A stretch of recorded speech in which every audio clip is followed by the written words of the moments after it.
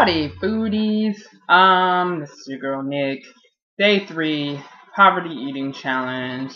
Let's get straight to the report. I didn't eat anything different today than I've been eating the last couple of days. Although I am gonna try and switch it up tomorrow. I have some other things in the refrigerator that can amount to $1.50 a day.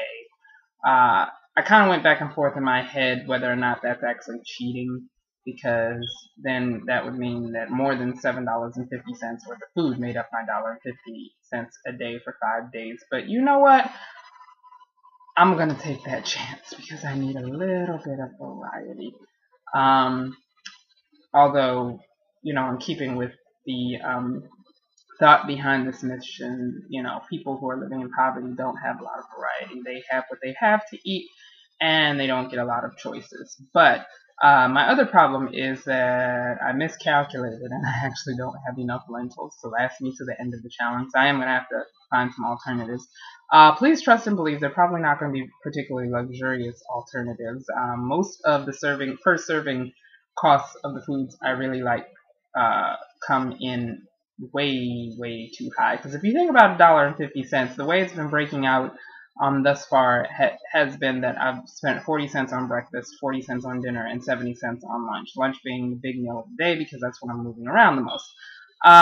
So yeah, if you factor out just servings of things that you eat, it adds up pretty quickly. So there's not a whole lot of variety in $1.50 a day, but right now I'm really thrilled that I'll be eating something besides lentils tomorrow.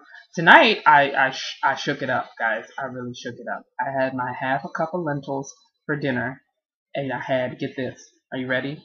Wait for it. Wait for it. Wait for it. I had a half a cup of garbanzo beans. Oh my gosh. It's just like thrilling. Anyway, so at this point, I'm seeing the end in sight, which is really encouraging. It's encouraging, and like I said, at the same time, I feel kind of bad because it's just like, there are people out here who, this is their reality. They have to deal with it every day. There really is no end in sight for them right now, besides being able to live on the meager amounts of food that they have. One insight I got today is through the whole thing, I've been tired. Today, my muscles physically rebelled on me. I mean, like, they rebelled on me. I walked 3 blocks from my parking lot to my office, and that was the longest walk, and I physically could not make my legs move faster. This is probably what happens when you live on less than 600 calories a day.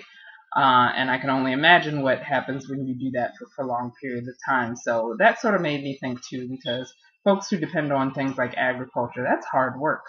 And hard work requires a good amount of calories to be able to do it. Any of you who work out, run, whatever, know that you have to fuel properly or it just ain't happening. So I was sort of thinking about that. That was on my mind today, is how hunger can sort of hinder people even being able to make money. Even if you have seeds to plant or fields to till or livestock to tend to, if you're not getting enough food to eat, do you have enough energy to do all of that? I've never done farm work. I'm a city slicker, so I can only imagine if walking 3 blocks from the parking lot to my job was challenging. I imagine like tilling a field, and keeping in mind that folks in developing countries don't have things like tractors.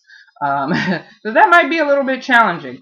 So far as my body, I feel ketosis setting in. I really don't like that. It gives you a bad taste in your mouth. It does mean that you're about to start burning fat, and your body's about to get the fat burning party started. And so part of me is like, wow, should I stay on these low calories so I can see if I can burn some fat? Again, unhealthy mentalities that are brought out of Nikki. This is why I'm pretty consistent with the food schedule. I eat at the same time every day, and I eat a prescribed amount of calories per day to make sure that I don't go all anorexic. So those are my couple of impressions. I have 2 days left, so tomorrow I should be downright giddy because it's going to be the second to last day. Woo! I'm really proud of myself for having done this. I mean, issues about, feeling bad about global poverty aside, I didn't know whether I could do this. And I've been taking it one day at a time, really one meal at a time, and I have battled up against some pretty big demons in the last couple of days. Because my body does not like being deprived of food. My head does not like being deprived of food. But the one thing I'm starting to get is that if I set my mind to do something, I really, really, really can do it. It's mind over matter. So, with that, I am about to go to bed. I seem to have contracted a little cold, and so I'm going to try and get lots and lots of rest. I've been drinking lots and lots of fluids. I'm going to go take my vitamins, and then I'm going to go to bed. So I'll report back in tomorrow. These reports are probably getting a little boring. I'm sorry. I'll try and make it more exciting tomorrow. I'll put on my showgirl outfit and do some kicks or something. Anyway, good night, foodies.